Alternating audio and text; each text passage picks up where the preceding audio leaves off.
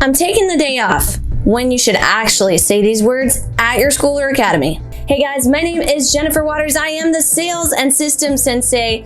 I'm excited to have you here. Have you ever thought to yourself, I just want to take a day off? Or maybe you already are. Maybe you're taking a day off. You know, you have a senior instructor or a coach that's very passionate about what you do, about your art form, and they can come in and they can teach. They can lead the classes that day. I mean, how hard can it be if you've got an expert there that's leading your classes? Well, today I want to kind of talk to you a little bit about this and the pros and the cons, more specifically, some of the things that you need to put in place before you start allowing other people to run your business and you take the day off. So let's dig in. The first thing that I want you to understand and to bring to your mind is this. When you have somebody else that's coming in and they are operating your business, they are what you would consider an operator. Now, an operator goes by a couple of different names inside of a business. You might have this person be the manager of the business. You might have this person be the head or senior instructor or coach in the business. And the idea with this is an operator can maneuver and can do all of the business operations of your school or academy without you being present.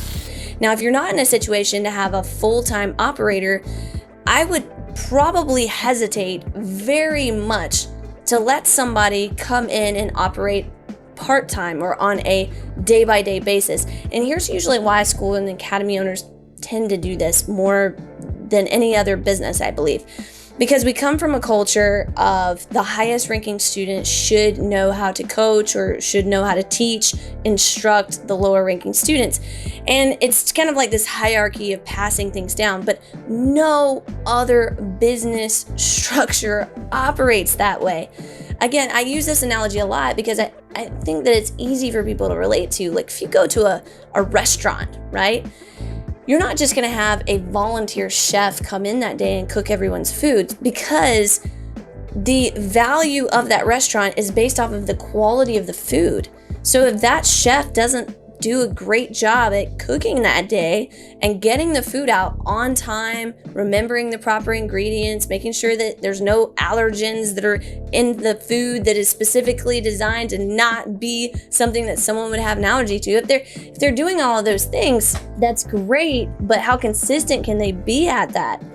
And that's why you don't see this a lot in restaurants or other businesses. I mean, think about an airline. Would an airline call in a pilot that just volunteers because they felt like flying that day? Of course they wouldn't. They're going to have trained professionals that are paid to do that job. And maybe you're not in the situation to be able to pay somebody. And that's why, I got to keep the business open and I want to make sure that someone's covering the floor that night. So I'm just going to bring someone in on a volunteer basis. I actually would rather that you close the business that day and then go do whatever it is that you have to do. But Jennifer, wait. We're not making money. People are going to be upset with us if we close. But that's the point, guys. The point is if you're not willing to make that sacrifice, keep your doors open and do the time that is necessary to make that business grow to a point where you can hire someone who can keep the doors open while you as an owner are not present, then maybe you should just stay and shouldn't go wherever you're wanting to go. But I don't have a life. I have to go on vacation. I have to do all these things. That's great. So you got to go to vacation. You got to go to competition. You don't actually gotta do any of those things.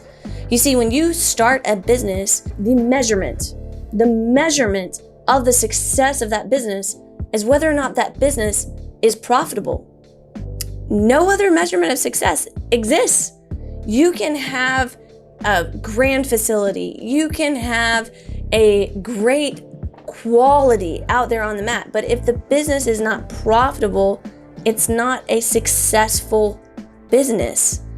So you need to get it past that point where it's profitable. And if it's profitable, you should be able to bring somebody else on board. So if you are a one-man show, just realize you're going to need to close your doors if you're going to leave and go out of town, which is one of the reasons why I recommend to all my clients that you don't go do those things like going out of town to competitions or focusing on other areas until you've built the systems that are important to have in place before you go out of town, which is why I recommend the second thing. If you have not read the book Built to Sell, go ahead and dive deep into that. Because when you read this book, Built to Sell, you realize, and the design of the book is, it's a story type format, the illustration of things that you should put in place before you sell your business. And in, spoiler alert, at the end of this book, it's really eye-opening for the character, because he's learned that in order to sell his business, he has to get systems in place to function so that he doesn't even have to be present if he doesn't want to be present. And that is what I would suggest for you. It's totally fine if you want to be involved in the day-to-day operations, but can you pull yourself out of those day-to-day operations at any point in time? And if you can't, then you don't have systems in place to support that. And you're going to need to get those in place first. So make sure you get those things in place before you decide to step out of your business. Now, the third thing is this. Even if you do step outside of your business, I'm not sure that that's exactly what everybody that owns a school or academy actually wants, because the reason why most of us started our dojo, started our school, started our academy is because we were passionate about our art form. And so when you completely remove yourself out of that art form, I think at some point you start losing your passion. I've actually seen owners that they don't step inside their schools or academies anymore, and they don't even practice the art form anymore. They took up another hobby to replace the time that they had in that art form. And for me, that's kind of a sad day, and maybe it is for you too. I just don't want to be that owner that necessarily loses all passion for this thing, because I think ultimately at the end of the day, it just jades me a little bit more. Now, are there other businesses that I have? Are there other things that I do that don't require that level of passion? Yes, but I like getting out there. I like teaching. I like doing all those things. So as long as I like it and I'm passionate about it, I want to be able to step back in. So when you're creating these systems, make sure that they can function without you, so that if you're like, I don't feel like teaching the class tonight, or I'm sick, somebody else can come in. But if you don't have those systems in place, that will never be possible. Now, if you're just like many of my clients, you're like, I want those systems, I need those systems, but I don't know if I could create those from scratch, and you're tired of just banging your head against the wall, trying to reinvent the wheel, then I invite you to go to sevenfiguredojo.com. You'll see the link on this video or in the description. Go on over there and see what we're doing to help school and academy owners just like you install systems into their school or academy to get fantastic results and eventually be able to step outside of their business. Guys, I appreciate you. Just keep being awesome, and I will see you in the next video.